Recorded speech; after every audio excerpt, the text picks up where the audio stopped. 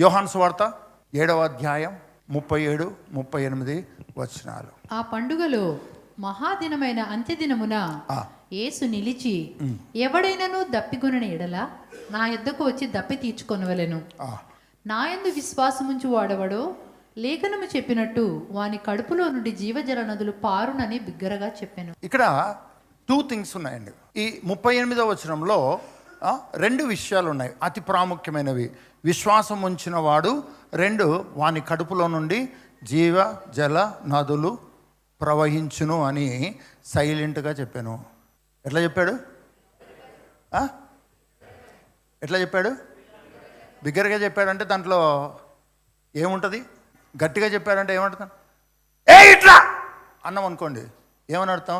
రావాలనే రాకూడదనే, రాకపోతే పోతావని అర్థం. అవునా కదండి? అవునా కదా? ఇట్రా అంటే రాకపోవచ్చు, రావచ్చు. ఇట్లా త్వరగా అన్నాం అనుకోండి, అమ్మ రాకపోతే కాళ్ళు చేతులు విడిచేసేట్లుంది అనే కదా అర్థం అండి. అట్లనే యేసు ప్రభువు చెప్పిన ఈ మాట నీ క్రైస్తవ జీవితంలో చాలా విలువైనదిగా నువ్వు తీసుకోవాలి. ఏమని చెప్తున్నాడంటే, నా యందు విశ్వాసముంచు వాడు ఎవడో. ఎవడైనా లేకుంటే పర్టికులర్ పర్సన్సా? అందరూ చెప్పండి. ఎవడైనా పర్వాలేదు, వాడు ఎటువంటి వాడైనా పర్వాలేదు, ఎవడైనా పర్వాలేదండి. ఎంత దుర్మార్గుడైనా పర్లేదు, ఎంత నీచుడైనా పర్లేదు, సొసైటీ మొత్తం వాడిని నీచుడు దుర్మార్గుడని తోసేసిన వాడైనా పర్వాలేదు, వాడిని మనసు మారి యేసుక్రీస్తుని కనుక నమ్మితే ప్రభుకు స్తోత్రం. అందరూ చెప్దాం. యేసయ్య యందు విశ్వాసం ఉంచడము, యేసుక్రీస్తునందు విశ్వాసం ఉంచడం అంటే ఏంటి?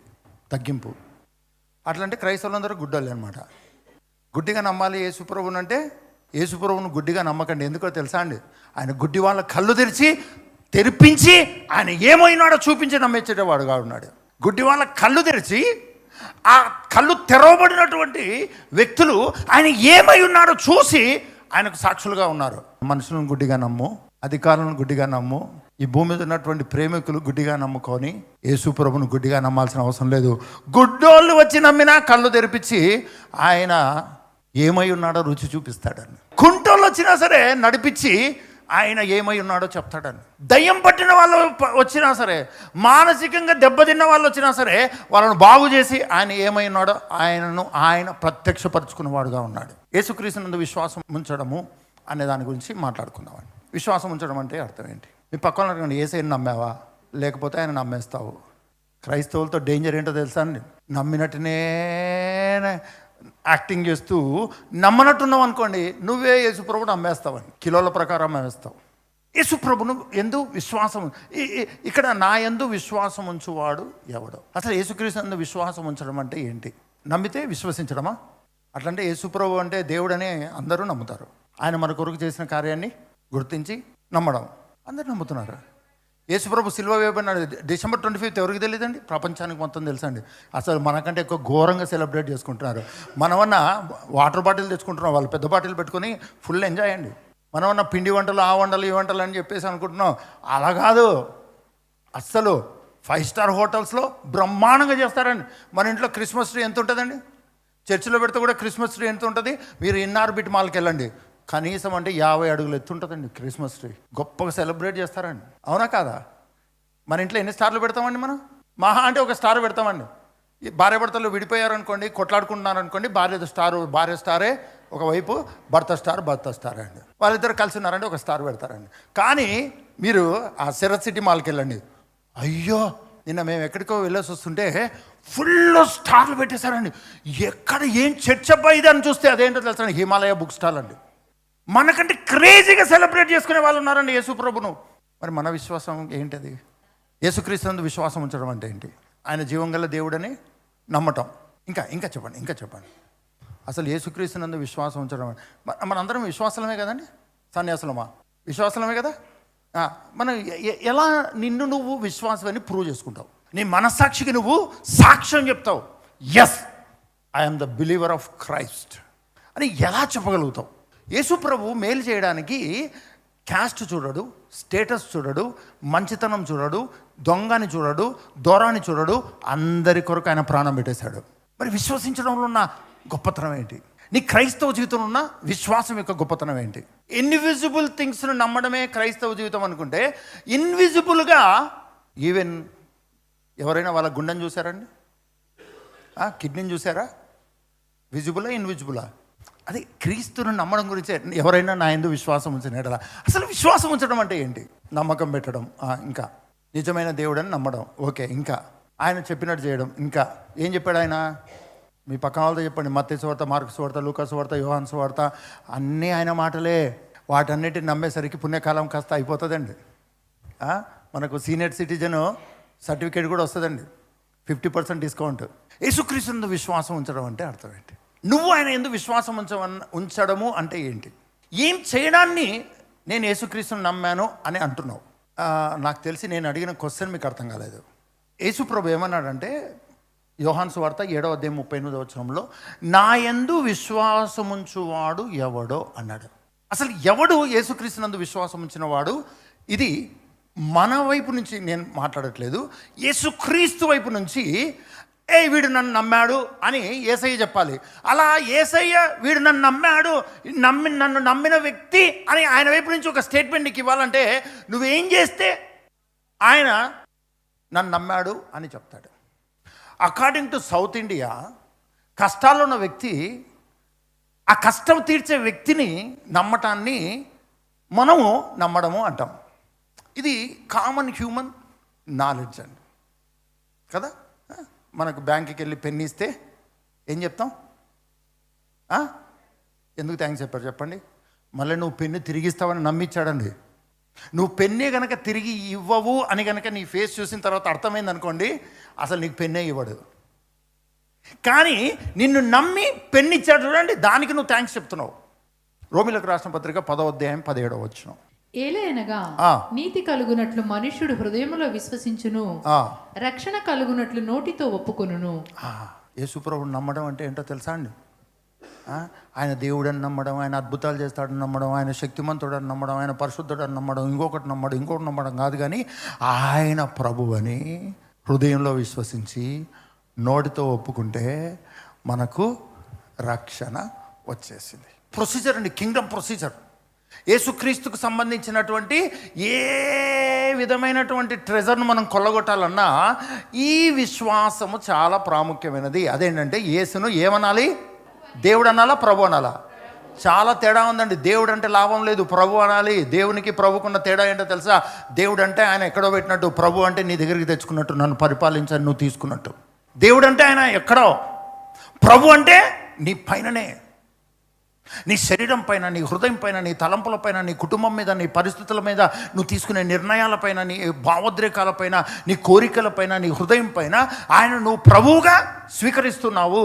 అలా స్వీకరించే దానికంటే ముందు నీ హృదయంలో ఈయన ప్రభువు, ఈయన ప్రభువు, ఈయన ప్రభువు, ఈయన ప్రభువు, ఈయన దేవుడు కాదు, దేవుడే, కానీ ఈ దేవుడు నాకు ప్రభువుగా ఉండాలి. ఈయన రక్షకుడు కాదు, ఈ రక్షకుడు నాకు ప్రభువుగా ఉండాలి. ఈయన పరిశుద్ధుడు కాదు, ఈ పరిశుద్ధుడు నాకు ప్రభువుగా ఉండాలి. ఈ రక్షకుడు, ఈ ప్రభువు, ఈ దేవుడు, ఈ పరిశుద్ధుడు, ఈ బలవంతుడు, ఈ శక్తిమంతుడు, ఈ జీవాధిపతి నాకు ప్రభువుగా ఉండాలి. ఎందుకంటే ఈయన ప్రభువు అని నా హృదయంలో విశ్వసించాను, నా నోటితో ఒప్పుకొంచున్నాను, ఈయనే నా ప్రభువు. నోటితో ఒప్పుకోవడం అంటే ఏంటో తెలుసా అండి? నువ్వు స్వాధీనపరచుకోవడం అన్నమాట, అగ్రిమెంట్ అన్నమాట. ఈయన నా ప్రభుని హృదయంలో విశ్వసించి నోటితో ఒప్పుకోవడం అంటే ఏంటో తెలుసా అండి? ఒక ప్రాపర్టీ కొంటే అమ్మేవాడు సంతకం పెడతాడు, కొనేవాడు సంతకం పెడతాడు, అమ్మేవాని ఫోటో ఉంటుంది, కొనేవాని ఫోటో ఉంటుంది, సాక్షి సంతకాలు ఉంటాయి, ఇవన్నీ జరుగుతాయి కదా. ఈరోజు యేసు నా ప్రభు అని హృదయంలో విశ్వసించి నోటితో ఆయనను ప్రభువు, ముందు హృదయంలో విశ్వసించాలి, తర్వాత నోటితో ఒప్పుకోవాలి. హృదయంలో విశ్వసించాలి, నోటితో ఒప్పుకోవాలి. హృదయంలో విశ్వసించాలి, నోటితో ఒప్పుకోవాలి. హృదయంలో, ముందు హృదయంలో, అందరూ చెప్పండి, హృదయంలో ఒక నిశ్చయతలోకి రావాలి. ఈయన దేవుడే కానీ నన్ను ఏలుబడి చేయాలి, ఈయన పరిశుద్ధుడు నన్ను ఏలుబడి చేయాలి, ఈయన జీవాధిపతి నన్ను ఏలుబడి చేయాలి, ఈయన మహాజ్ఞాని ఈయన నన్ను ఏలుబడి చేయాలి. ఇలా చేసినప్పుడు మనకేమొచ్చింది? రక్షణ వచ్చింది. ఇలా చేసినప్పుడు ఏమొచ్చింది? మనకు రక్షణ వచ్చింది. మీ పక్క వాళ్ళు చెప్పండి, రక్షణ అనగా ఏంటి? రక్షణ అనగా దేవుని రాజ్యంలోకి ఎంటర్ అవ్వడం కదా. పాత నిబంధన కాలంలో ఆశ్రయపురాలు ఉండేవండి. పాత నిబంధన కాలంలో ఆశ్రయపురం ఉండేది. ఆశ్రయపురం అంటే ఏంటిది? ఎవడన్నా పొరపాటున ఎవరన్నా పొడిచాడు అనుకోండి, చంపేశాడు అనుకోండి, మనుషులందరూ వచ్చి కొట్టి చంపేదానికంటే ముందు వెళ్ళిపోయి అక్కడ ఉండిపోతే సేఫ్టీ అనమాట. పోలీస్ స్టేషన్తో సమానం అండి. నువ్వు రక్షింపబడము అన్నటువంటిది ఏంటంటే, నువ్వు అపవాది రాజ్య సంబంధమైన దాంట్లో నుంచి దేవుని రాజ్య సంబంధమైన దాంట్లోకి వచ్చేసావు. అపవాది యొక్క ఏలుబడిలో నుంచి దేవుని రాజ్యం యొక్క ఏలుబడిలోకి నువ్వు వచ్చావు. అపవాది యొక్క ప్రభావంలో నుంచి యేసుప్రభు రాజ్యంలోకి, ఆయన ప్రభావంలోకి, ఆయన పరిపాలనలోకి నువ్వు వచ్చావు. దీన్ని ఆయనను నమ్మడం. ఇంకొకటి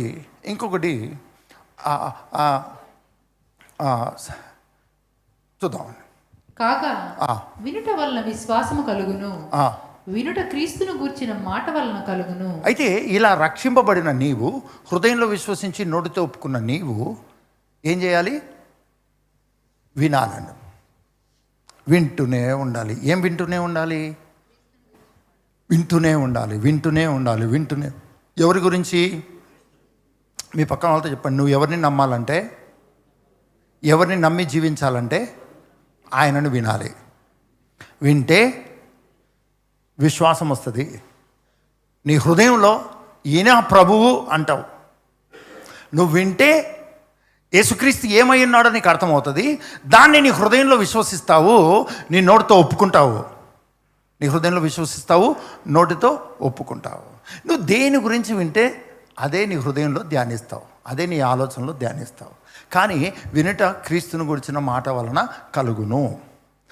యేసుక్రీస్తును నమ్మడము అంటే అర్థం ఏంటంటే, ఆయన ప్రభు అని హృదయంలో విశ్వసించి నీ నోటితో ఒప్పుకోవడము అన్నది ఆయన కోరుకుంటున్నాడు. ఇలాంటిది ఆయన కోరుకుంటున్నాడు. రెండవది అపోస్తల కార్యములు 2వ అధ్యాయం 38వ వచనం చూద్దామండి. పేతురు, మీరు మారు మనస్సు పొంది పాపక్షమాపణ నిమిత్తము ప్రతివాడు యేసుక్రీస్తు నామమున బాప్తిస్మము పొందుడి, అప్పుడు మీరు పరిశుద్ధాత్మను వరము పొందుదురు. అయితే విశ్వసించడం అంటే అర్థం ఏంటంటే, మన హృదయము మారి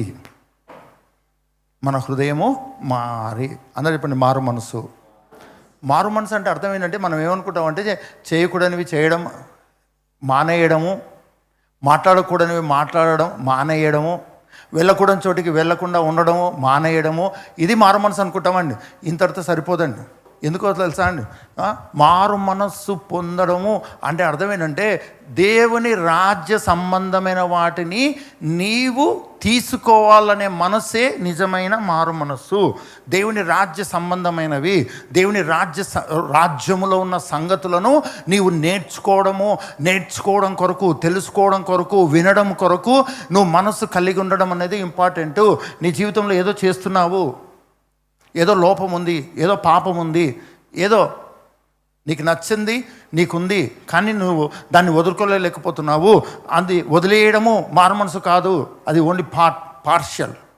ఒకవేళ నువ్వు ఏ పరిస్థితిని బట్టో దేన్ని బట్టో కనుక నువ్వు ఏదైనా చేయకూడదు చేస్తూ దాన్ని జీవితం అని మానేసినా, నీవు నెక్స్ట్ లెవెల్లో పరలోక రాజ్యాన్ని, ఆ రాజ్య సంబంధమైన వాటిని కనుక నీవు సొంతం చేసుకోవడం, ఓన్ చేసుకోవడం అని కనుక లేకపోతే, మారు మనస్సు అన్నటువంటిది నువ్వు ఎప్పుడైనా మారిపోతావు. మళ్ళా పాత జీవితంలోకి ఎప్పుడైనా మారిపోతావు.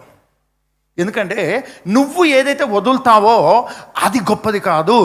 యేసు ప్రభు నీకు ఏ రాజ్యాన్ని అయితే ఇచ్చాడో దాన్ని ఓన్ చేసుకోవడం అన్నటువంటిది నిజమైన మారు మనస్సు. అప్పుడు నువ్వు మారవు, నువ్వు స్టాండర్డ్గా ఉంటావు. ఎందుకంటే నీ బలముతో నువ్వు అప్పుడు జీవించవు, పరలోక బలముతో నువ్వు జీవించడం ప్రారంభిస్తావు. మారు మనసు పొంది పాప క్షమాపణ నిమిత్తము ప్రతివాడు యేసుక్రీస్తు నామంలో బాప్తిసం పొందితే పరిశుద్ధాత్మ అనే వరము అనుగ్రహించబడుతుంది.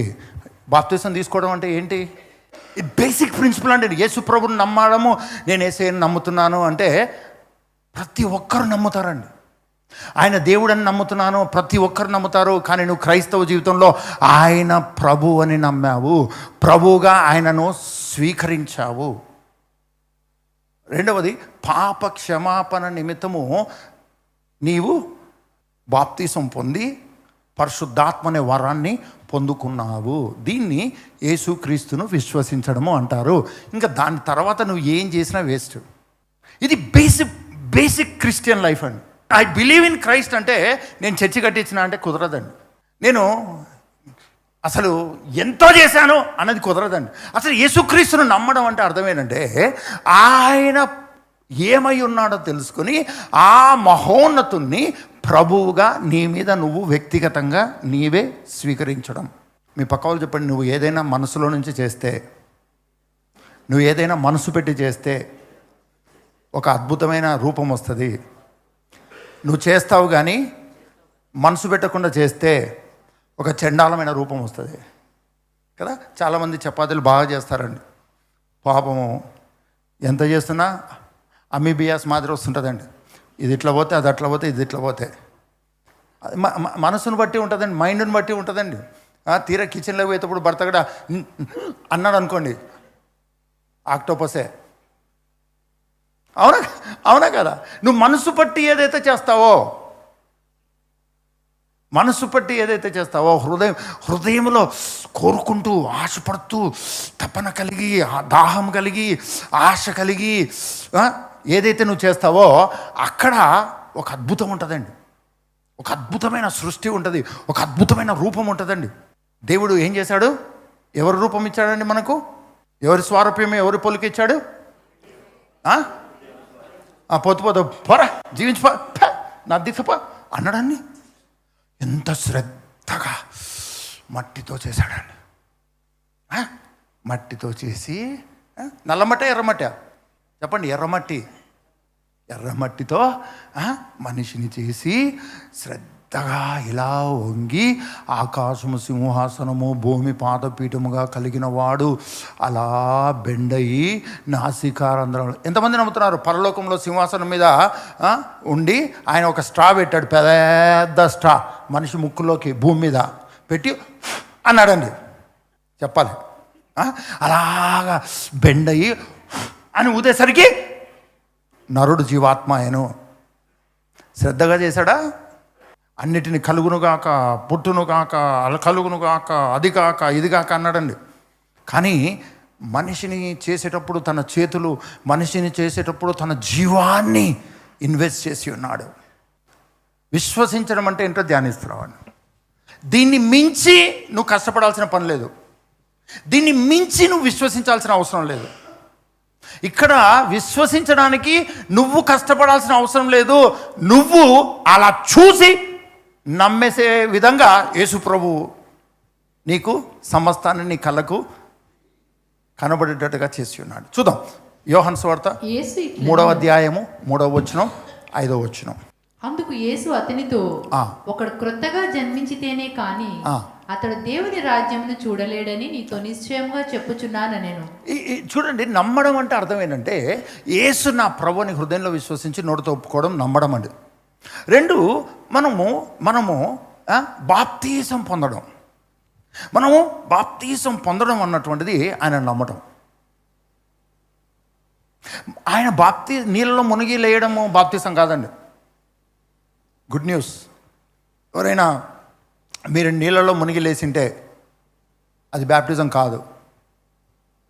ఏమి తెలియకుండా యేసుక్రీస్తు నా కొరకు మరణించాడు, తిరిగి లేచాడు అన్న వార్తనే నీకు తెలియక ఏదో నీళ్ళలో మునిగి లేసేస్తే అయిపోతుందిలే అని నువ్వు గనక మునిగి లేచింటే అది బ్యాప్టిజం కాదు. గోదావరి పుష్కరాల్లో చాలామంది మునిగి లేస్తామని. ఒక వ్యక్తి పోతూ నీళ్ళ ఒడ్డు మీద నడుస్తూ పోతూ బురదలో కాలు జారి నీళ్ళలో పడతాడండి. పడి లేసొస్తాడు. బ్యాప్టిజమా? నీళ్ళలో మునిగి లేయడం అన్నటువంటిది బ్యాప్టిజం కాదు. బ్యాప్టిజం అంటే అర్థమేనంటే మునిగి లేయడమే, ఇమ్మర్షనే. కానీ క్రీస్తు లోపలికి వెళ్ళి క్రీస్తులో తిరిగి లేయటము, క్రీస్తు మరణములోనికి వెళ్ళడము, క్రీస్తు జీవంలోకి రావటము, క్రీస్తు మరణంలోకి వెళ్ళడము, క్రీస్తు పునరుద్ధానంలోకి రావటము. ఇది బాప్తిస్మము. ఇది బాప్తిస్మము. దీన్ని యేసుప్రభువును విశ్వసించడం అంటారండి. ఏంటంటే మొట్టమొదట ఏంటి? హృదయంలో ఏమనాలి? ఎవరిని విశ్వసించాలి? కాదు, ఎవరిని విశ్వసించాలి? హృదయంలో ఎవరిని విశ్వసించాలి? యేసును విశ్వసించడం కాదు, యేసు నా ప్రభు అని విశ్వసించడం. ఏదో ప్రభు అని విశ్వసించడం కాదు, యేసు అని విశ్వసించడం కాదు, యేసు నా ప్రభువు అని విశ్వసించడమే రక్షణ అనుభవము, బాప్తిస్మము. ఏంటది బాప్తిస్మం అంటే? క్రీస్తు మరణములోనికి పాలిభాగస్తున్నాయి, క్రీస్తు పునరుద్ధానములోకి పాలిభాగస్తున్నవ్వడము అన్నదే బాప్తిస్మం. ఇక్కడ యేసయ్యనే అంటున్నాడు, ఒకడు నీటి మూలముగాను, ఒకడు క్రొత్తగా జన్మిస్తేనే తప్ప. ఒకడు క్రొత్తగా, అందరు చెప్పండి కొత్తగా జన్మించడము. కొత్తగా జన్మించడం అంటే ఏంటి? కొరింథీయులకు రాసిన 2వ పత్రిక 5వ అధ్యాయం 17వ వచనం చూద్దామండి. కాగా ఎవడైనను క్రీస్తునందున్న ఎడల వాడు నూతన సృష్టి. కాగా ఎవడైనను క్రీస్తునందున్న ఎడల వాడు. నూతన సృష్టి. ఇప్పుడు చెప్పండి, కొత్తగా జన్మించడం అంటే నూతన సృష్టే కదా? నూతన సృష్టి అంటే కొత్తగా జన్మించడమే కదా? నూతనంగా సృష్టించబడడం అవునా కాదా? అంటే క్రొత్త జన్మనా కాదా? ఒకడు క్రొత్తగా జన్మిస్తే ఏం చూస్తాడంట? చూద్దాం ఇప్పుడు. చూద్దాం ఇప్పుడు యోహాను సువార్త 3:3 చూద్దామండి. అందుకు యేసు అతనితో, ఒకడు క్రొత్తగా జన్మించితేనే కానీ అతడు దేవుని రాజ్యమును చూడలేడని. బాగా గమనించండి, మనం కొత్తగా జన్మించడం అంటే అర్థం ఏంటి? క్రీస్తునందు ఉన్న ఎడల. క్రీస్తునందు ఉండడం అంటే అర్థం ఏంటి? ఆయనలోకి బాప్తిసం ఉంది, ఆయనను ధరించుకోవడము అంటే బ్యాప్టిజము. అంటే ఆయనను ప్రభువుగా స్వీకరించడం. ఆయనను ప్రభువుగా స్వీకరించి ఆయనలోకి బాప్తిసం ఉంది, ఆయనను ధరించుకుని నువ్వు క్రొత్తగా జన్మిస్తే నీ కళ్ళు చూసేది ఏంటో తెలుసా అండి? ఆదికాండము 2వ అధ్యాయం 7వ వచనం చూద్దాం త్వరగా. దేవుడైన యెహోవా నేల మట్టితో నరుని నిర్మించి వాని నాసికారంధ్రములో జీవవాయువును ఊదగా నరుడు జీవాత్మ అయ్యెను. ఇప్పుడు చెప్పండి, ఆదాము కొత్తగా సృష్టించబడిన వ్యక్తే కాదా భూమి మీద? మరొకసారి చెప్దాం. దేవుడైన యెహోవా నేల మట్టితో నరుని నిర్మించి వాని నాసికారంధ్రములలో జీవవాయువును ఊదగా నరుడు క్రొత్తగా జన్మించెను. ఓకే, జీవాత్మ ఆయన క్రొత్తగా జన్మించాడా లేదా? చెప్పండి, జన్మించాడా లేదా? జన్మించాడా? కొత్తగా జన్మించాడా? ఇంతకుముందే జన్మించున్నాడా? చెప్పాలి. దేవుడు మళ్ళీ చంపి మళ్ళీ బతికిచ్చాడా? మొట్టమొదటి మానవుడా కాదా? క్రొత్తగా జన్మించాడా లేదా? కళ్ళు తెరవగానే ఎవరు కనపడి ఉంటారు చెప్పండి? మనమేమో కళ్ళు మూసుకొని దేవుడా అంటామండి. దేవుడేమో కళ్ళు తెరిపించి ఆయన మహిమను చూపించాలనుకుంటున్నాడు. హల్లెలూయా. ఆదాము కొత్తగా జన్మించిన వెంటనే ఎవరిని చూసింటాడు? ఇన్ ద సేమ్ వే రెండవ ఆదామైనటువంటి క్రీస్తులోకి బాప్తిసం ఉంది, క్రీస్తును ధరించిన తర్వాత నీవు కొత్తగా జన్మించిన వెంటనే నీ కళ్ళు దేవుని రాజ్యాన్ని, ఆయన మహిమను చూస్తున్నట్లుగా నీకు ఒక పవర్ ఆఫ్ సైట్ ఇవ్వబడిందండి. ఒక శక్తివంతమైన చూపు నీకు ఇవ్వబడింది. చూద్దాం కొత్తగా జన్మిస్తేనే కానీ. చూద్దాం యోహాను సువార్త 3:3 చూద్దాం. ఒకడు క్రొత్తగా జన్మించితేనే కానీ అతడు దేవుని రాజ్యమును చూడలేడని. ఇప్పుడు కొత్తగా జన్మించిన వ్యక్తి ఏం చూస్తాడు? దేవుని చూస్తాడు. మీ పక్కన అడగండి, దేవుని రాజ్యం అంటే ఏంటి? ఇదొక పెద్ద డిబేట్ అండి. తెలంగాణ మ్యాప్ ఉందా కదా? ఆంధ్ర మ్యాప్ ఉందా? కర్ణాటక మ్యాప్ ఉందా? భారతదేశం మ్యాప్ ఉందా? వరల్డ్ మ్యాప్ ఉందా? అసలనే దేవుని రాజ్యం ఏ రూపం కలిగింది? కన్ఫ్యూజ్ అవ్వకండి. దానికి ఒక రూపం ఉంది కానీ దేవుని రాజ్యానికి రూపం లేదు. అది క్రీస్తు రూపమే. అది పరలోక రాజ్యం అంటే దేవుని స్వారూప్యమే, దేవుని పోలికనే. యేసుప్రభు ఏమన్నాడో తెలుసా? ఆయన ఈ భూమి మీదకి వచ్చి ఏమన్నాడో తెలుసా? పరలోక రాజ్యం సమీపించింది, మారుమనసు పొందమన్నాడు. గట్టిగా హల్లెలూయా చెప్దామండి. యేసుప్రభు ఏమన్నాడు తెలుసా? మత్తయి సువార్త 4వ అధ్యాయం 17వ వచనం, అప్పటి నుండి యేసు పరలోక రాజ్యము సమీపించింది గనక మారు మనసు పొందండి అన్నాడు. పరలోక రాజ్యము సమీపించిందని ఎలా చెప్తాడు? నేను వస్తే నా రాజ్యం వచ్చినట్టే అని చెప్పండి, దేవుని రాజ్యం ఏ పోలికలో ఉంది? యేసుక్రీస్తు పోలికలో ఉంది. హల్లెలూయా. నువ్వు క్రీస్తులోనికి బాప్తిసం పొంది క్రీస్తుని ధరించుకున్న తర్వాత ఏం చూస్తున్నావు? క్రీస్తుని చూస్తున్నావు. క్రీస్తుని చూస్తున్నావు అంటే అర్థం ఏంటో తెలుసా? ఆయన రాజ్యాన్ని చూస్తున్నావు. ఆయన రాజ్యం ఏదో ప్రత్యేకమైనది కాదు, ఆయననే ఆయన రాజ్యము. తాజ్మహల్ చూసారు కదా, మనం అక్కడికి వెళ్ళి చూడకపోయినా మామూలు తాజ్మహల్ అంటే గుర్తొస్తుంది కదా, ఎవరి రూపంలో ఉంది? దాన్ని ప్లాన్ చేసిన వాడి రూపంలో ఉంది. అవునా కదా?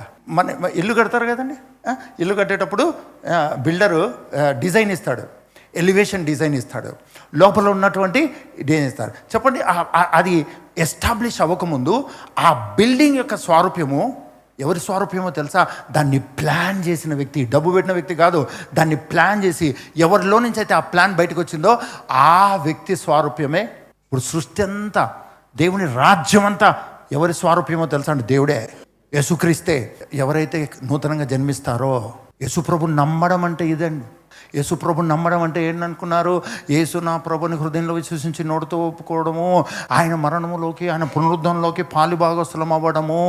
అలా అవ్వడం వలన పరిశుద్ధాత్ముడు అన్న వరము మనం పొందుకుంటాము. అలా పొందుకోవడం వలన మనం ఎక్కడికి వచ్చామో తెలుసా అండి? మన బాప్తిసం పొందిన దేవుని రాజ్యంలోకే, క్రీస్తులోకే. క్రీస్తులోనికి బాప్తిసం పొందిన మీరు క్రీస్తును ధరించుకున్నారు. చూద్దాం, ఇప్పుడు 5వ వచనం చూద్దాం. యోహాను సువార్త 3వ అధ్యాయం 5వ వచనం. యోహాను సువార్త 3వ అధ్యాయం 5వ వచనం. యేసు ఇట్లా నేను ఒకడు నీటి మూలముగాను ఆత్మ మూలముగాను జన్మించితేనే గాని దేవుని రాజ్యంలో ప్రవేశింపలేడని నీతో నిశ్చయముగా చెప్పుచున్నాను. మనం బాప్తిసం పొంది ఎవరిలోకి ప్రవేశించాం? మరి ఇప్పుడు నీటి మూలముగా ఆత్మ మూలంగా జన్మిస్తే ఎవరిలోకి ప్రవేశించామంట? గలితీయులకు రాసిన పత్రిక 3వ అధ్యాయం 27వ వచనము, యోహాను సువార్త 3వ అధ్యాయం 5వ వచనం ప్రకారము మనము క్రీస్తులోనికి బాప్తిసం పొంది క్రీస్తుని ధరించుకున్నాం. కానీ యోహాను సువార్త 3వ అధ్యాయం 5వ వచనంలో ఏం చెప్పబడుతుందంటే, ఒకటి నీటి మూలముగాను ఒకటి ఆత్మ మూలముగాను జన్మించితే కానీ వాడు దేవుని రాజ్యంలో ప్రవేశించడు అని బైబిల్ గ్రంథం చెప్తుంది. ఏ రోజైతే నువ్వు బాప్తిసం పొందావో, ఏ రోజైతే క్రీస్తులోకి బాప్తిసం పొంది క్రీస్తుని ధరించుకున్నావో, ఆ రోజే దేవుని రాజ్యంలోకి నువ్వు ప్రవేశించావు. ఆ రోజే నువ్వు దేవుని రాజ్యంలోకి ప్రవేశించావు. మీ పక్క వాళ్ళు చెప్పండి, వింటున్నావా, కన్ఫర్మ్ చేసుకుంటున్నావా?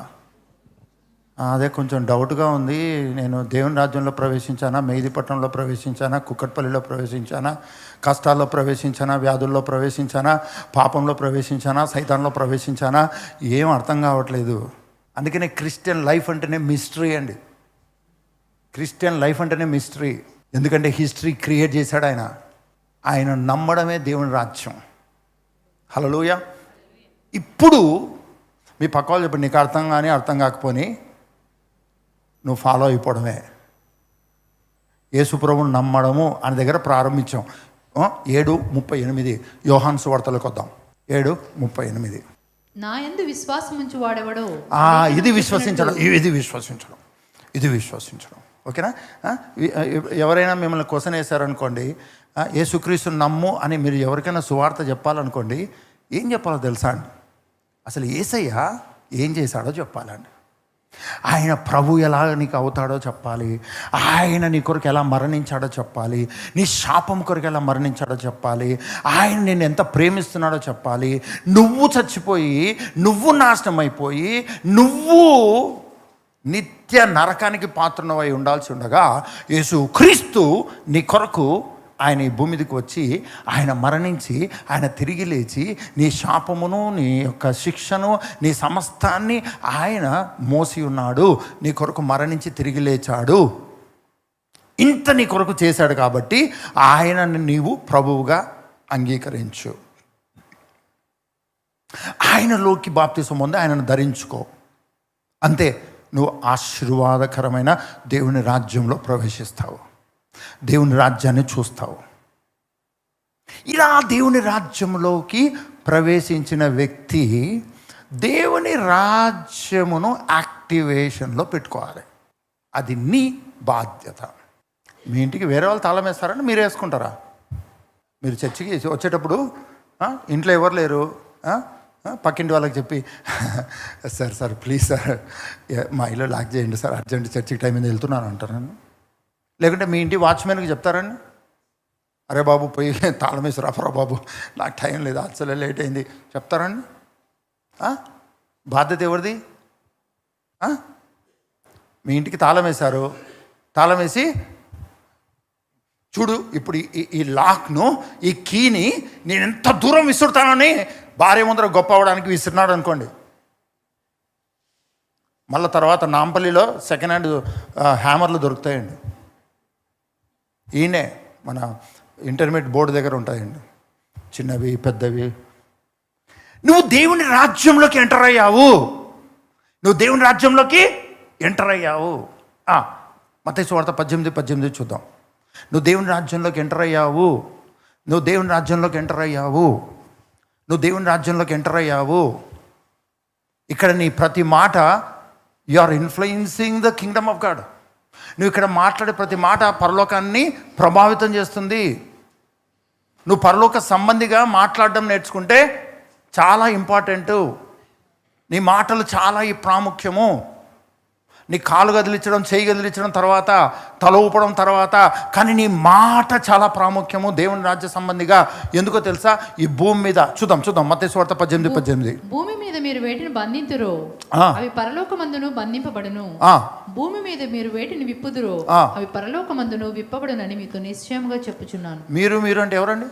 మీరు అంటే ఎవరో తెలుసా? క్రైస్తవులు, యేసుక్రీస్తు శిష్యులు. వాళ్ళు ఏం చేస్తున్నారో తెలుసా? ఏది మాట్లాడితే అది పరలోకాన్ని ప్రభావితం చేస్తుందండి. ఈ భూమి మీద నువ్వు దేన్ని బంధిస్తున్నావో పరలోకంలో, భూమి మీద దేన్ని విప్పుతున్నావో పరలోకంలో. అంటే దాని అర్థం ఏంటో తెలుసా అండి? నువ్వు ఈ భూమి మీద ఉండడం ఎంత నిజమో, నువ్వు మాట్లాడే ప్రతి మాట పరలోకంలో ఒక కదలికను కలగజేస్తుంది. పరలోకంలో ఏం మాట్లాడుతున్నారో భూమి మీద ఇన్ఫ్లుయెన్స్ చేసే విషయం గురించి కాదు మాట్లాడుతున్నది ఇక్కడ. భూమి మీద క్రైస్తవ జీవితంలో నువ్వు ఏం మాట్లాడుతున్నావో అది పరలోకాన్ని ప్రభావితం చేస్తుంది. పరలోకంలో ఆమేన్ అంటుంది. బాగా వినండి, మన క్రైస్తవ జీవితంలో మన నాలుక చాలా చాలా ఇంపార్టెంట్ అండి. నువ్వు నోటితో, నీ హృదయంలో విశ్వసించి నోటితో ఇది బంధింపబడును కాకంటే పరలోకంలో బంధింపబడుతుందండి. అంటే ఆ ఇన్ఫ్లుయెన్స్ వచ్చి పడుతుంది భూమి మీద. ఎంత డేంజర్ తెలుసా అండి నీ నాలుక. నీకు నువ్వే నష్టం తెచ్చుకునేటువంటి పరిస్థితి. నీ మీద శాపం పలుకుంటావు, ఇతరుల మీద శాపం పలుకుతావు, నీ మీద ఇతరుల మీద నెగిటివ్ ఇలా మాట్లాడుకోవడం వలన మనము అమాయకంగా ఉంటామండి. నేనెప్పుడు చేశా అన్నట్టు అనుకుంటాం. కానీ మనము క్రైస్తవులముగా పరలోక రాజ్యములో మనం ఉన్నాము, ఆ రాజ్య సంబంధులముగా ఇక్కడ ఉన్నాము. ఇక్కడ నేనేం మాట్లాడినా పరలోకము ఎఫెక్ట్ అవుతుంది, పరలోకం యాక్టివేట్ అవుతుంది అన్న విషయం నీకు అర్థమవుతాయి. నువ్వు నీ నాలుకను చాలా కేర్ఫుల్గా వాడతావు. అపోస్తలుల కార్యములు 2వ అధ్యాయం 4వ వచనం త్వరగా చూద్దామండి. అందరూ పరిశుద్ధాత్మతో నిండిన వారే ఆ ఆత్మ వారికి వాక్శక్తి అనుగ్రహించిన కొలది అన్య భాషలతో మాట్లాడసాగిరి. The very first power manifestation in the lifes of disciples ఏంటి అంటే పవర్ టు స్పీక్ అన్నమాట. మాట్లాడడం. మానవునికి ఆల్రెడీ దేవుడు మాట్లాడే శక్తినిచ్చాడు. కానీ ఆ 120 మంది ఉన్నారు చూడండి మేడగదిలో, వాళ్ళకి ఇవ్వబడిన శక్తి ఏంటంటే మామూలుగా మాట్లాడడం కాదు, భూ సంబంధంగా మాట్లాడడం కాదు, పరిస్థితుల గురించి మాట్లాడడం కాదు. ఆల్రెడీ వాళ్ళు భయంలో ఉన్నారు, మరణ భయంలో ఉన్నారు, దిగుల్లో ఉన్నారు. వాళ్ళ బోధకుడు బంధింపబడినటువంటి స్థితిలో ఉన్నాడు, వెళ్ళిపోయిన స్థితిలో ఉన్నారు. ఆల్రెడీ వాళ్ళకు మాట్లాడుకోవడానికి చాలా టాపిక్స్ ఉన్నాయి. కానీ ఫర్ ద ఫస్ట్ టైం ఈ భూమి మీద పరిశుద్ధాత్మతో నింపబడి ఆ ఆత్మ వారికి వాక్శక్తినిస్తే, మీ పక్కలు చెప్పండి, ఫస్ట్ శక్తి వాక్శక్తి. ఎందుకంటే చేతులకు బలం ఇవ్వచ్చు, కాళ్ళకు బలం ఇవ్వచ్చు కదా. చెప్పండి. బాబేలు గోపురం కట్టినట్టు దేవుడు 120 మందికి శక్తి ఇస్తే అని ఏదో ఒకటి కట్టేసింటే ఎంత బాగుండేది. ఎందుకు? మొట్టమొదటనే వాక్శక్తి ఇవ్వబడింది. నీ క్రైస్తవ జీవితంలో నువ్వు రియలైజ్ అవ్వాల్సిన అతి ప్రాముఖ్యమైనటువంటి నీ శరీర అవయవాలన్నింటిలో అత్యంత ప్రాముఖ్యమైన అవయవం ఏంటో తెలుసా? నిన్న నాలుక, your tongue. Heaven needs your tongue. ఎందుకో తెలుసా? మళ్ళా మనము రోమా 10:10లోకి వెళ్తే, అదేమనగా యేసు ప్రభువని నీ నోటితో ఒప్పుకొని దేవుడు మృతులలో నుండి ఆయనను లేపెనని నీ హృదయమునందు విశ్వసించిన ఎడల నీవు రక్షింపబడుదువు. ఏలయనగా నీతి కలుగునట్లు మనుషుడు హృదయములో విశ్వసించును, రక్షణ కలుగునట్లు నోటితో ఒప్పుకొనును. దేవుని రాజ్యానికి నీ నాలుక చాలా ఇంపార్టెంట్. ఆ రాజ్యంలో ప్రవేశించిందే నీ నాలుక వల్ల. ఆ రాజ్యంలో ప్రవేశించిందే బికాస్ ఆఫ్ యువర్ టంగ్. నీ నాలుకను బట్టి ఆ రాజ్యంలోకి ప్రవేశించావు. అందుకనే పరిశుద్ధాత్ముడు మొట్టమొదట 160 మందికి మీదికి దిగి వచ్చినప్పుడు అగ్ని నాలుకల వలె విభాగింపబడినట్టుగా కనబడి వారిలో ఒక్కొక్కని మీద వ్రాలగా అందరూ పరిశుద్ధాత్మతో నిండిన వారై ఆ ఆత్మ వారికి వాక్శక్తి ఇచ్చాను. ఆ ఆత్మ వారికి మీ పక్కవాళ్ళు చెప్పండి, నా నాలుక శక్తివంతమైనది, నా నోటి మాట శక్తివంతమైనది, నా నోటి మాట నన్ను, నా కుటుంబాన్ని, నా ఆర్థిక పరిస్థితులను, ఆరోగ్య పరిస్థితులను, ఈ భూమి మీద ఉన్న పరిస్థితులను ప్రభావితం చేసేది. అంత మాత్రం కాదు, పరలోకాన్ని కూడా ప్రభావితం చేసేది. అందరూ చెప్పండి, వాక్శక్తి. చాలామంది అన్య భాషల మీద కాన్సన్ట్రేషన్ చేస్తారండి. అన్య భాషనో, తెలిసిన భాషనో, తెలియని భాషనో పక్కన పెడదామండి. అదేంటో తెలుసా అండి? అన్య భాషలు మాట్లాడడం అన్నది, క్రైస్తవులు అన్య భాషలు మాట్లాడడం అన్నది ఏంటో తెలుసా అండి? హోలీ స్పిరిట్ పవర్ అండి, వాక్శక్తి, పరలోకపు శక్తి, పరలోకపు జీవన విధానం, పరలోకపు మాటలు. ఆ ఆత్మ వారికి అనుగ్రహించిన వాక్శక్తిని బట్టి చూద్దాం. 2:4 అపోస్తల కార్యము 2:4. అందరూ పరిశుద్ధాత్మతో నిండిన వారై ఆత్మ వారికి అందరూ చెప్పండి, ఆ ఆత్మ. ఏ ఆత్మ? అందరూ చెప్పండి, పరిశుద్ధాత్మ. అనుదినము నీకు వాక్శక్తిని ఇస్తుంది. పరిశుద్ధాత్ముడు అనుదినం నీకు వాక్శక్తిని ఇస్తాడు. పరిశుద్ధాత్ముడు అనుదినము నీకు వాక్శక్తిని ఇస్తాడు. గట్టిగా హల్లెలూయా చెప్దామండి, గట్టిగా హల్లెలూయా చెప్దామండి. హల్లెలూయా, ప్రభుకు స్తోత్రం. పరిశుద్ధాత్ముడు ప్రతిదినం వాక్శక్తిని ఇస్తాడు. నువ్వు నీకు తెలియని భాష మాట్లాడడం మాత్రమే కాదు, నీకు దేవుని గురించి, దేవుని రాజ్యం గురించి ఏమేమైతే తెలియదో అవన్నీ తెలుసుకోవడం ప్రారంభమవుతుంది, అవన్నీ గ్రహించడం ప్రారంభమవుతుంది. నీకు తెలియకుండానే మర్మములు నువ్వు పలుకుతావు. మర్మం అంటే ఏంటో తెలుసా అండి? ఈ భూమి మీద దేవుని రాజ్యమే. దేవుని రాజ్యంలోకి నువ్వు ఎంటర్ అయ్యావు, కానీ ఆ రాజ్యం యొక్క మహిమ ఏంటో, శక్తి ఏంటో, ప్రభావం ఏంటో, జీవన విధానం ఏంటో నీకు తెలియదు. కానీ నువ్వు అన్ని భాషలు మాట్లాడుతూ ఉంటే, నీకు తెలియని భాష నువ్వు మాట్లాడుతూ ఉంటే, పరిశుద్ధాత్ముడు నీకు ఇచ్చినటువంటి వాక్శక్తితో నువ్వు మాట్లాడుతూ ఉంటే, నీవు ఎన్నడూ ఎరగని, గ్రహించని పరిశుద్ధాత్ముని సంగతులను గ్రహించడం ప్రారంభమవుతుంది. ప్రభుకు స్తోత్రం. నేను సోయర్నండి, నేను విత్తేవాన్ని, నేను విత్తుతూ పోతున్నాను. కానీ ఈ విత్తనాలు 100 ఫలింప చేసుకునే బాధ్యత మీదే. 100 ఫలించేటట్లుగా మిమ్మల్ని సిద్ధపరచుకోవడము బాధ్యత మీదే. తర్వాత ప్రేయర్ రిక్వెస్ట్లు ఇచ్చారనుకోండి, వేస్ట్ అండి.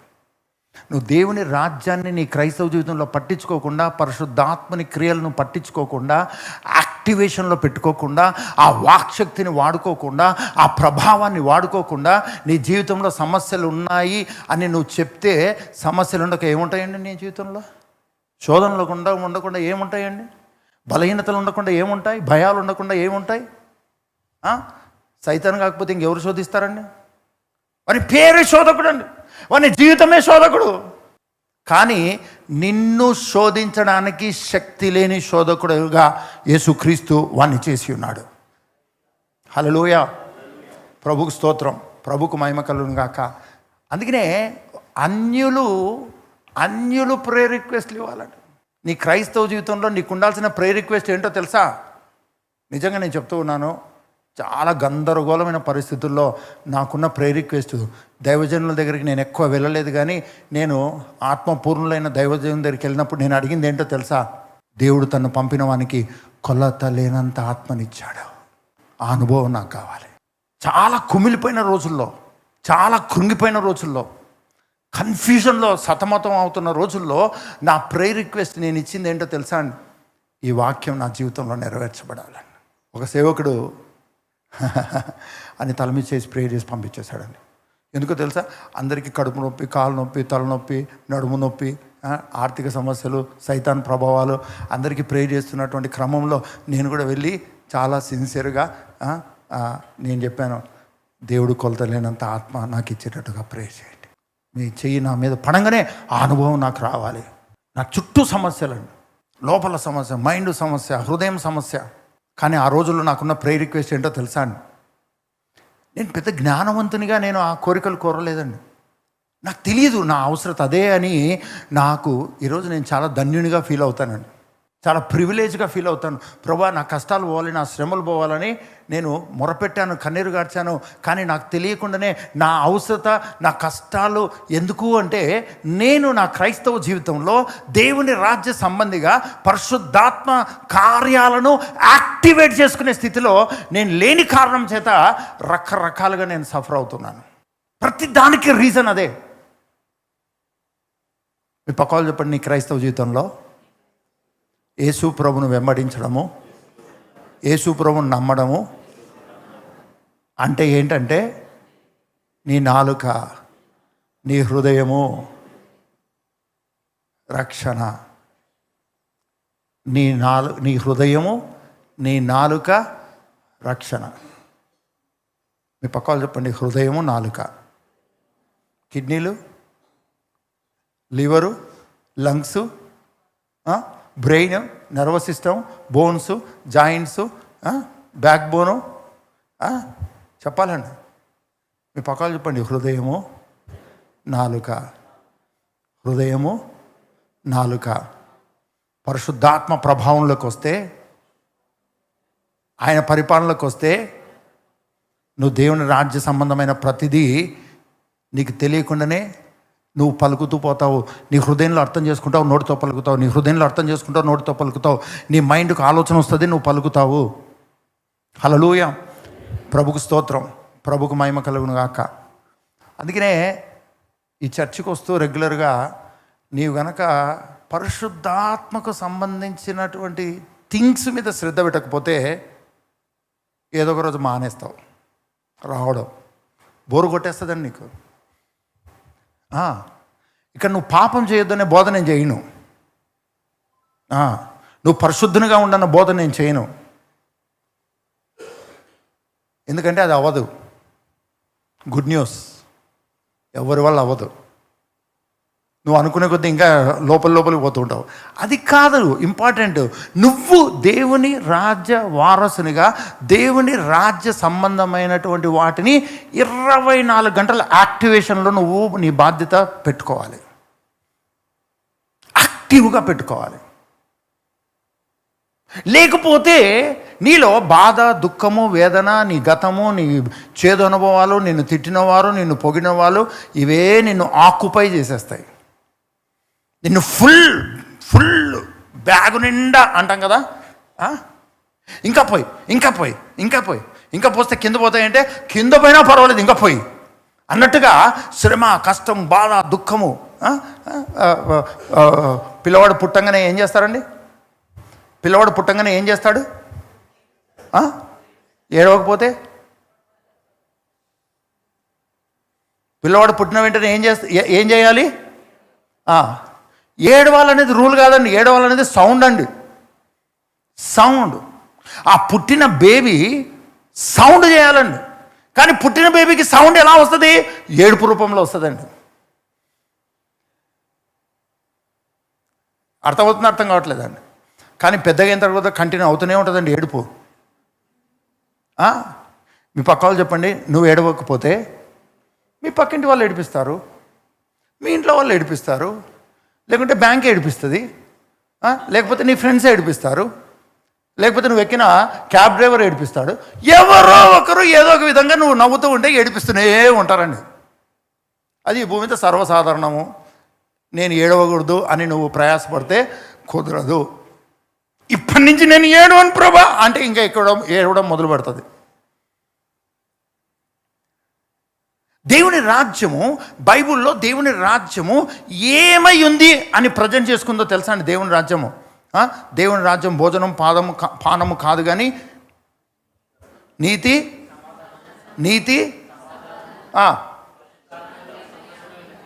పరిశుద్ధాత్మైందలి ఆనందమునై ఉన్నది. ఈ భూమి చెప్పండి, భూమికి డెఫినేషన్ చెప్పండి. దేవుని రాజ్యం డెఫినేషన్ చెప్పారు, భూమి యొక్క డెఫినేషన్ చెప్పండి. దేవుని రాజ్యం డెఫినేషన్ చెప్పండి. నీతియు సమాధానము. భూమి మీద డెఫినేషన్ చెప్పండి. భూమి అలాగేదండి. నీతి అంటే దేవునితో ఉండలేని పరిస్థితుల్లో జీవించడము, ఈ భూమి మీద సమృద్ధి. సమాధానము దేవుడిచ్చే సమాధానము, దేవునితో సమాధానము అన్నదానికి వ్యతిరేకము. పరిశుద్ధాత్మ ఇందులో ఆనందం కదా, ఇది సైతాను బట్టైన దుఃఖం. సైతాను పెట్టే పరిస్థితులు, ఆ పరిస్థితులు బట్టైన దుఃఖం, వ్యాధులను బట్టైన దుఃఖం, ఇవన్నీ కూడా ఈ రాజ్యము. కానీ ఈ భూమి మీదనే ఉండి, ఈ భూమి మీద ఉన్న పరిస్థితులను బట్టి కామన్గా ఉన్నటువంటి థింగ్స్లో నువ్వు ఆలోచించేటువంటి క్రైస్తవునిగా ఉంటే, ఈ భూమి మీద నుంచి నువ్వు పరలోక రాజ్య వారసునివి ఆల్రెడీ అయిపోయావు. అదే నా యందు విశ్వాసముంచిన వాడు. ఇప్పుడు వద్దాం యోహాను సువార్త 7వ అధ్యాయము 38వ వచనం. అసలు 7వ అధ్యాయం 38వ వచనం గురించి ఇంకా స్టార్ట్ చేయలేదండి. ఆ నమ్మకం ఉంది చూడండి, విశ్వసించడం అనేది ఉంది చూడండి, అక్కడే ఆగిపోయాం, స్ట్రక్ అయ్యాం. అక్కడే అటు పోయినా అదే తగులుతుంది, ఇటు పోయినా అదే తగులుతుందండి, ముందుకు పోయినా ఆ నమ్మికనే తగులుతుందండి. చూద్దాం. నాయందు విశ్వాసముంచు వాడెవడు లేఖనము చెప్పినట్టు వాని కడుపులో నుండి జీవజల నదులు పారునని బిగ్గరగా చెప్పెను. మా ఇంట్లో డాగ్స్ ఉన్నాయండి. ఫిమేల్ డాగ్, దాని పేరు గోల్డీ అనమాట. గోల్డీ అన్నం అనుకోండి పారిపోతుందండి. అలా కాకుండా గోల్డీ పాప అన్నం అనుకోండి తోకొప్పుకుంటూ వస్తుందండి. అంటే ఆ పిలుపులో ఉన్నటువంటి కోపమా, ప్రేమనా, నాకు ఇన్విటేషన్ ఉందా, లేకపోతే నాకు ఏమైనా దెబ్బలు పడే అవకాశం ఉందా, సింపుల్గా మాటలో అర్థం చేసుకొని అది దాపెట్టుకోవాలా, ముందుకు రావాలా డిసైడ్ చేసుకుంటుందండి. ముందు గోల్డీ అన్నం అనుకోండి చెవులు నిగొచ్చి చూస్తుంది. మళ్ళీ నెక్స్ట్ ఏమన్నా గోల్డీ పాప అని పిలుస్తామేమో అని యేసు ప్రభు బిగ్గరగా చెప్పాడండి. అంటే అర్థం ఏంటో తెలుసా? సీరియస్గా తీసుకొని అర్థం, అదే ఇంపార్టెంట్ అని అర్థం. అందరు ఇక్కడే ఉన్నారండి, ఇక్కడే ఉన్న వాళ్ళు గట్టిగా హల్లెలూయా చెప్పండి. నా యందు విశ్వాసం ఉంచు వారి కడుపులో నుంచి. ఎవరండి వీళ్ళు? విశ్వాసం ఉంచిన వాళ్ళు ఎవరు? ఇప్పుడు చెప్పాలి, ఓన్ చేసుకోవాలి. నా యందు విశ్వాసం ఉంచిన వారంటే ఎవరో తెలుసా అండి? నేనే అనండి నేనే. ఎవరైనా బాప్తిసం పొందకపోతే ఈరోజే తీసుకోండి. ఎందుకో తెలుసా? నేను అని చెప్పడానికి, నీవని నావే అని చెప్పడానికి, నీ రాజ్యం మొత్తం నాదే అని చెప్పడానికి, నీ మహిమంతా నాదే అని చెప్పడానికి, అవన్నీ ఓన్ చేసుకోవడానికి నువ్వు బాప్తిసం పొందు. ప్రభుకి స్తోత్రం. గట్టిగా హల్లెలూయా చెప్దామండి. ఏంటంట? నా యందు విశ్వాసం ఉంచి వాడెవడో లేఖనము చెప్పినట్టు వాని కడుపులో నుండి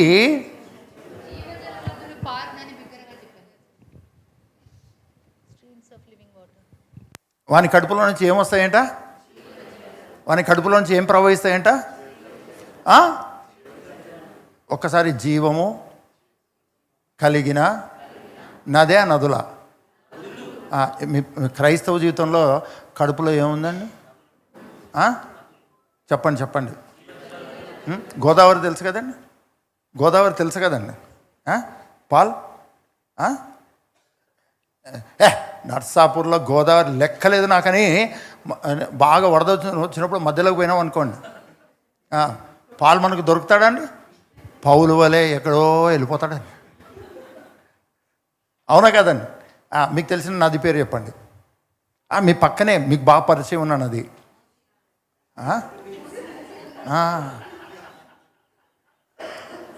దాని పేరు మూసీ నదని ఎందుకు పెట్టారని చాలామందికి డౌట్ ఉంటుంది. మొన్న క్లియర్ అయింటుంది డెఫినేషన్.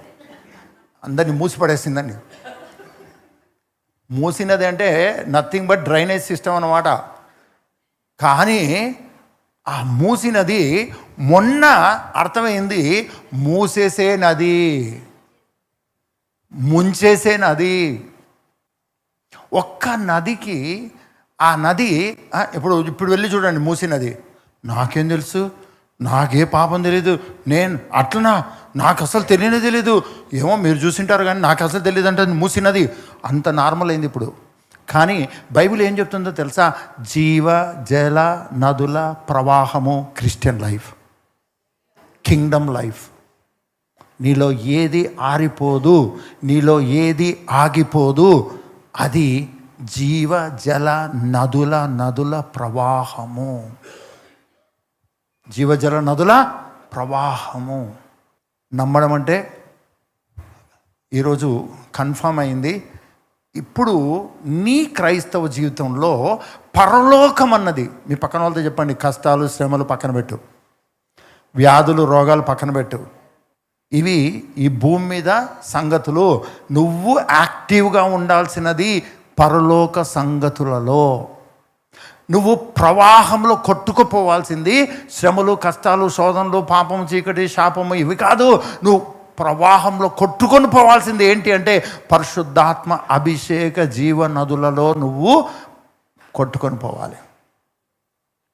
ఇవి కనుక యాక్టివ్ లేకపోతే, పరలోక సంగతులు యాక్టివేట్ అవ్వకపోతే ఈ భూమి మీద ఉన్న సంగతులు ఆల్రెడీ యాక్టివేషన్లో ఉంటాయండి.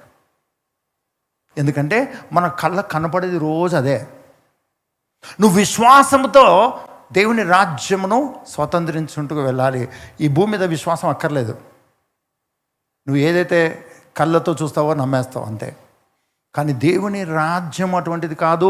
నువ్వు విశ్వాసంతో చూడాలి, విశ్వాసంతో యాక్టివేట్ చేసుకోవాలి, విశ్వాసంతో నీవు అనుదినము పరలోక సంబంధమైన వాటిని యాక్టివ్ చేసుకోవాలి.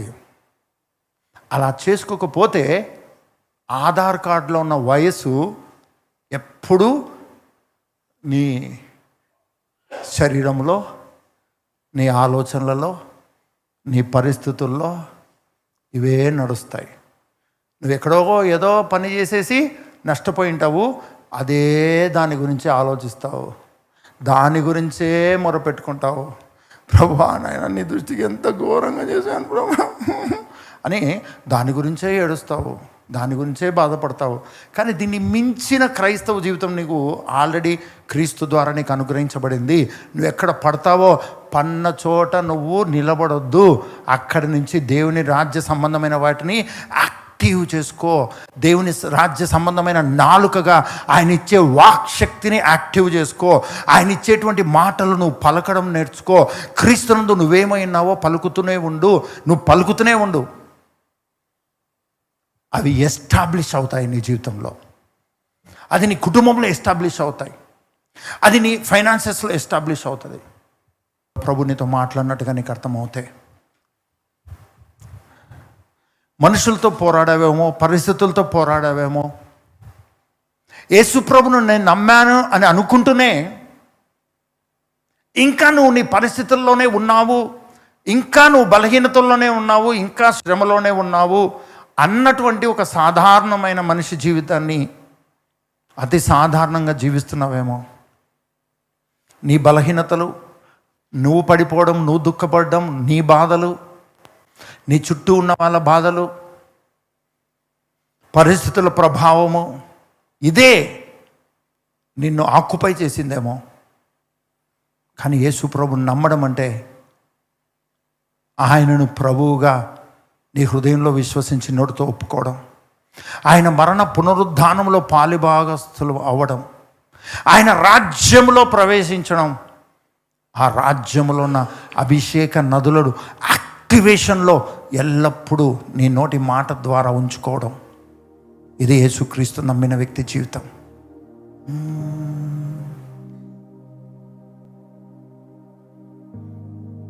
క్రీస్తే సర్వాధికారి,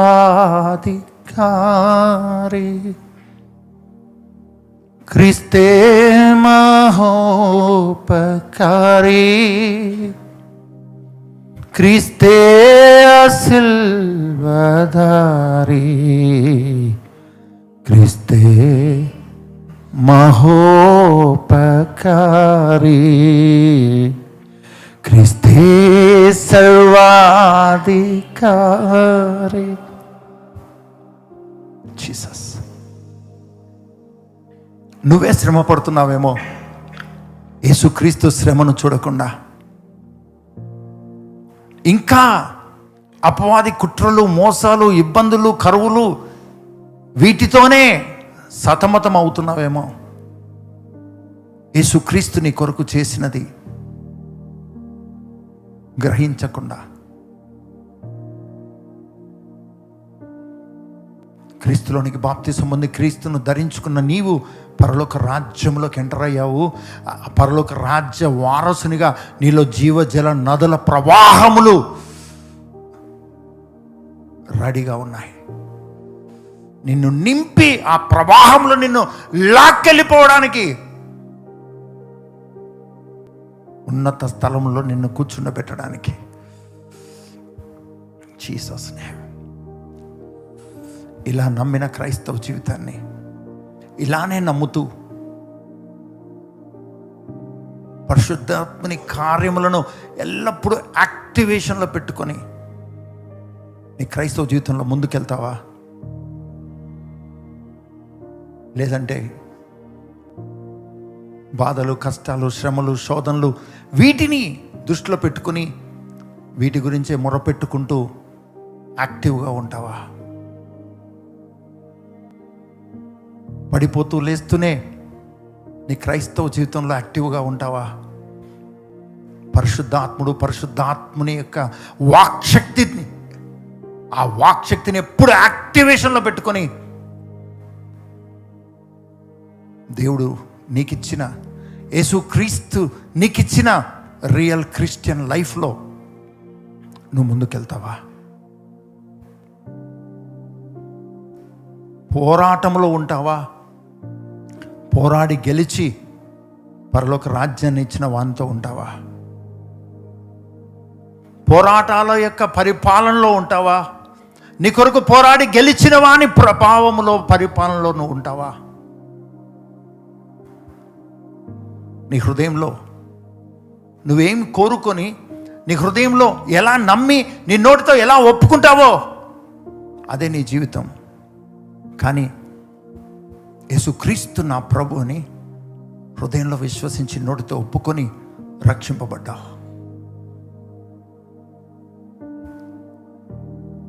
పరిశుద్ధాత్ముడు ఆయన సన్నిధితో నింపబడి, ఆయన పరిపాలనతో నింపబడి, ఆయన వాక్శక్తితో నింపబడి, ఆయన పలికించే మాటలు పలకడము అన్న పరిపాలనలో నువ్వు ఉంటావా? నువ్వే నిర్ణయం తీసుకో. పరలోక రాజ్యం నీకు ఇచ్చిన స్థితిలో నువ్వు యాక్టివ్గా ఉండడానికి ఇష్టపడుతున్నట్లయితే దయచేసి నిలబడవు. ఆల్రెడీ అలాంటి యాక్టివ్ అయిన పొజిషన్లో ఉండి కూడా అర్థం కానట్లుగా ఉన్నావేమో.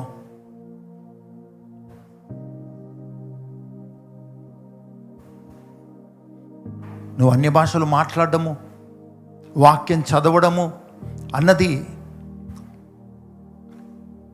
నిన్ను ప్రభావితము సరిగా చేయలేకపోతుందని నువ్వు అనుకుంటున్నావేమో. నీ స్థితి ఏంటో, పరలోక రాజ్యం యొక్క ప్రభావం ఏంటో ప్రభు నీతో మాట్లాడి ఉన్నాడు. ఈరోజు నువ్వు తీసుకునే నిర్ణయాన్ని బట్టి నీ సొంతంగా నీవే యాక్టివేషన్లో నిన్ను నువ్వు పెట్టుకోవాల్సినది. ఈరోజు మొదలుకొని నా అంతకు నేనే నా హృదయంలో నేను ప్రేరేపించుకొని నా నోటితో నేను మాట్లాడుతూ నేను అనుదినము నూతనపరచబడి పరలోక రాజ్య వారసునిగా, ఆ అధిపతి యొక్క వారసునిగా సామర్థ్యముతో ఈ భూమి మీద నేను జీవిస్తాను, అనేకులకు ఆశీర్వాదకరంగా ఉంటాను అన్న వాళ్ళు మీ కుడి చేయి పైకెత్తి మనల్ని మనం సజీవ యాగంగా సమర్పించుకుందాం. Thank you holy spirit. చెప్దాం, పరిశుద్ధాత్ముడా మీరే నా ప్రభువు. నా హృదయంలో విశ్వసించి నా నోటితో ఒప్పుకొనుచున్నాను.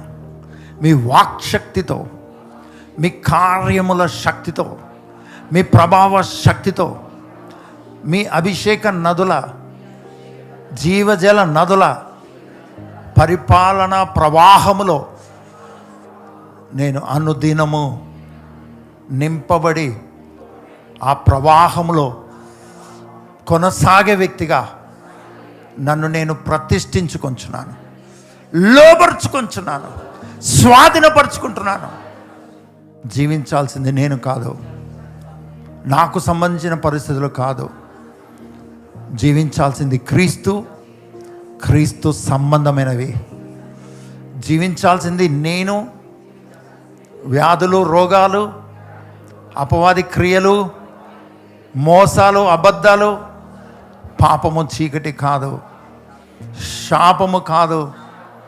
జీవించాల్సింది క్రీస్తే, అభిషక్తుడే, ఆయన ప్రభావమే, ఆయన సమృద్ధి జీవమే, ఆయన ఐశ్వర్య ధన ఘనతలే, ఆయన మహిమ ప్రభావాలే, ఆయన శక్తే జీవించునుగాక.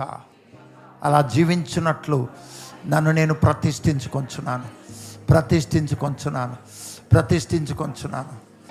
ఏ మాటలు మీరు నాలో పెట్టారో నేను మాట్లాడినాను. అద్భుతాలు, సూచక్రియలు, మహత్కార్యాల ద్వారా మీరు స్థిరపరిచి మీ మహిమ కార్యం జరిగించుకోండి. ఎక్కడున్నా మీ పరలోక రాజ్య, మీ అభిషేక ప్రవాహ నదులు వీరిని కమ్ముకొని ఉండాలి ప్రభువా. ప్రవాహం వలె ప్రభువా వీరు ప్రవహించాలి. మీ వాటిలో ఎప్పుడు పరిశుద్ధాత్మ మీ వాటిలో యాక్టివ్గా ఉండాలి. మీ వాక్యము, మీ వాగ్దానములు, మీ శక్తి, మీ ప్రభావము ప్రతిదీ యాక్టివ్గా వీరిలో పని చేసేటట్లుగా వీరి హృదయ శరీరాత్మలు సిద్ధపరచుమని మీ చేతులకు అప్పగిస్తూ విధమైన వాక్యం వందంతలుగా ఫలింపచేయమని పదే పదే గుర్తు చేస్తూ బలపరిచి నడిపించమని వందంతలుగా ఫలింపచేయమని యేసు పరిశుద్ధ నామం నడుచున్నాం తండ్రి. ఆమేన్.